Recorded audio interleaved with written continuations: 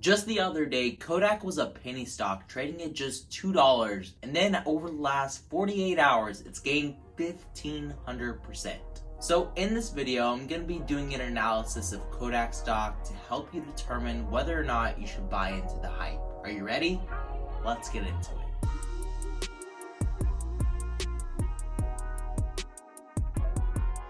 If you're new here, my name is Greg and I make videos about the stock market and options trading. If those are two things that you're interested in, make sure you subscribe and hit the bell so you're notified every single time that I make a video. Kodak stock has been moving like a biotech recently. And it's funny, because it kind of is. So in this video, we're going to do a deep dive into Kodak stock to see why they're up so much and if they're worth buying. First, I'm going to give you an overview of the company and what they do. Then I'm going to give you some news on Kodak stock, followed up by a technical analysis of their price charts. And finally, I'll help you decide whether or not you should buy.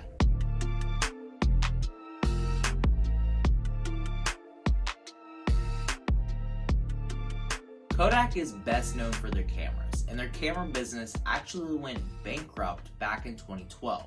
After they filed for Chapter 11 bankruptcy, they decided to diversify their business into printing and film, and more recently, they got into developing advanced materials and chemicals. They're actually really well diversified, creating materials across 28 different sectors, and one of those sectors happens to be pharmaceuticals. Now, you probably know where this is heading. We're in a global health crisis, and Big Pharma has been all the hype recently with the vaccine and treatment news that's coming about. Kodak is looking to expand its pharmaceutical business, and this is where the news comes in and why their share price has rose so much.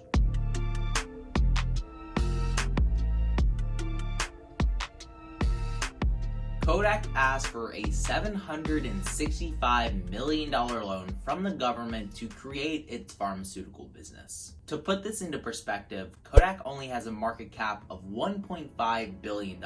So this 25-year loan is more than half of what the company is valued at. Talk about leverage. They're going to be using this loan to develop mostly generic drugs and possibly hydroxochloroquine. There's a lot of mixed reviews from US officials and big names in medicine on whether or not this drug actually works and it's worth the side effects. I'm not going to get into that debate because I'm not a medical professional, but developing a treatment when we're on the brink of a vaccine with a few companies that are in phase 3 clinical trials seems like a really odd move to me. Hopefully they use their diversification technique that they used back in their bankruptcy days and create a bunch of generic drugs because this is a pretty profitable field. For every $1 that they invest into pharmaceuticals, they should get a 40-cent return. This means that this $765 million loan will provide them around $300 million of revenue. Keep in mind, this is a brand new sector for them, so they're going to have to build a lot of infrastructure, so this is likely an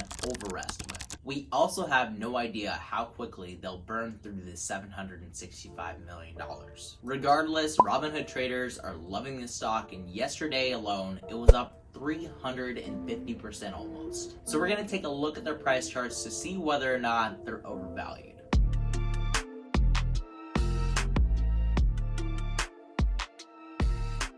Taking a look at Kodak's 6-month chart, they were trading flat as a board for the longest time, between about $1.50 and $3.50.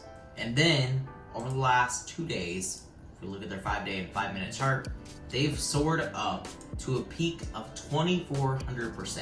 There was relatively no volume at this point here, then their volume really took off here on Monday. This led to an even further increase in volume, and they were traded over 90 million times yesterday. To put this into perspective, they're usually only traded 900,000 times. So that is a 10-fold increase in volume. Right now, they are a bit overpriced on this 5-day and 5-minute chart, trading a couple dollars above their 30 simple moving average line. So if I were to buy this, I would try to buy it closer to this line at around 39.20. Of course, this is going to be moving throughout the day, but I think that waiting for this to see a correction and come down to this line would be a better entry point. Overnight, they've been trading between 60 RSI and about 80, so this is their bullish territory, and this is what you should look out for. And I think that once they cap around 80 RSI again, then it's time to sell. So try to buy it between 50 and 60 RSI and then sell it when it's around 80 RSI.